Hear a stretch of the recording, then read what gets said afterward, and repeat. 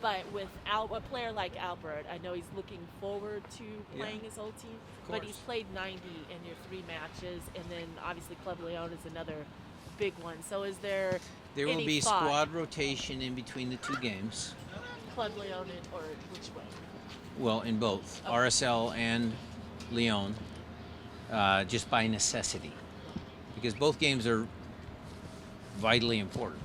I mean, RSL is a Western Conference foe. There's Albert's, desire to beat his old team. There's the playoff loss from last year. There's a lot of different reasons why that's a big game.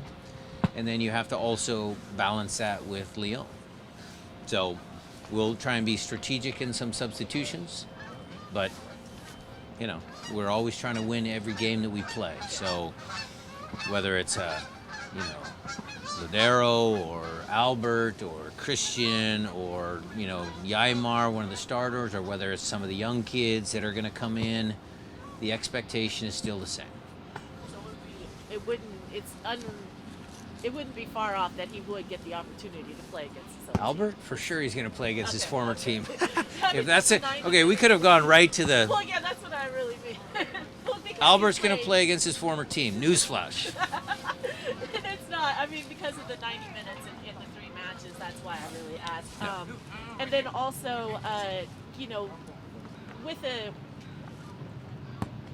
with your mentioning of the offensive struggles, does that mean that the defense is going the way that you wanted to so far, considering the 3 matches? Well, the offensive struggles weren't evident against Motagua. Yes, Nashville is a challenging team. We weren't quite in sync. Raul, how do we place Raul because Will's still injured? I mean, the offense is going to come around. Defensively, are we good enough? Yeah. There were some things we talked about the goal on Nashville. Small details. We'll continue to harp on that. I think you saw, the 2 teams with the least amount of goals last year, Nashville and us, play kind of a stalemate until one team kind of made a mistake and, the other team scored.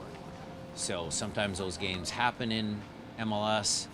We're certainly, proud of the fact that we're usually a pretty darn good defensive team. So yeah, I would say we're getting there. And then how much can you go back to last season's playoff loss? We're way past that. Yeah. It's And more there's about nothing- Albert's homecoming. Yeah. And there's nothing useful about that playoff loss that you can kind of relate as far as tactics. And Yeah. About those offensive struggles, why are you so confident in that it'll come around? History, or when you've looked at film, guys are making the runs, it's just a matter of getting the ball in the You right have place? too much quality on the team for us not to score goals. I mean, it's just there's too many guys that can score. So at some point, it's going to start happening.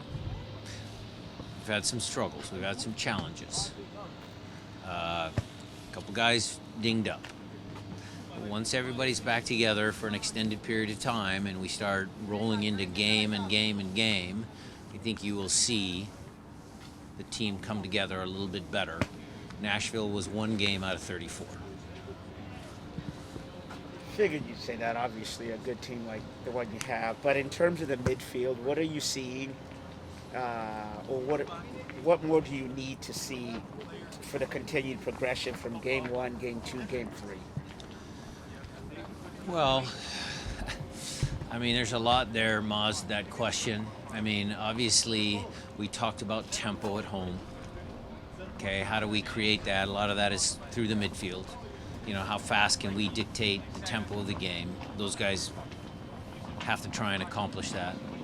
Our outside backs got a lot of touches against Nashville, so we need to address that. Going back to our 4-2-3-1 from a couple years ago, outside backs are critically important.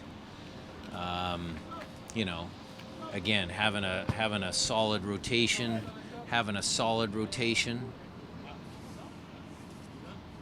of forwards that, Raul, Will, Freddie, we haven't had that yet. So we'll get there. how is Dylan doing as far as his progression? Dylan Tevez, he's doing fine. I mean, he's doing fine. There's nothing there. He might get some time here in this crowded fixture, but he's not necessarily. I don't classify him like as a center forward. He's more kind of as a winger in a 4-2-3-1 and tucks inside, which was a little different than he played at the University of Washington. He started more central and was able to run different spots. So it's taken him a while to get there, but he's done okay. You're confident enough if needed. I know you've got a lot of players, quality players to pick from. So, but if it came down to it, you would be confident in giving it. Confident in all the young guys. Going back to Albert, I mean, he's a professional, but is there anything you have to say in terms of let's not get too high, the homecoming thing, or is he just more focused on system style? I believe that Albert is a smart enough soccer player to understand the bigger picture. He plays pretty steady. There will be that internal tug of emotion that we will kind of enhance and kind of, hopefully get him to, play at a high level. But it's not like he hasn't played in big games and, World Cup qualifiers and other big games. So, I mean, there will be that emotional tug, but he's not going to go crazy. Were you one of the people that were surprised that he landed here? I don't know. I don't know how to answer that. I mean, our front office is pretty darn good, so I wasn't surprised. He and Craig already had a built-in relationship from, Craig's time there. He wanted to play on a slightly bigger team. So. It all adds up for you. Yeah. And then, as far as last season, just because of the fact that he did have COVID and didn't play, does that make that loss? Does that matter? I don't even remember that game. You mean the playoff game? The playoff. Oh, I thought we were pushing past that. No, I know. I thought we were pushing past that. You keep bringing him back. I know. Because of Albert not being on the field, though. That's all. We've pushed past it, Jada.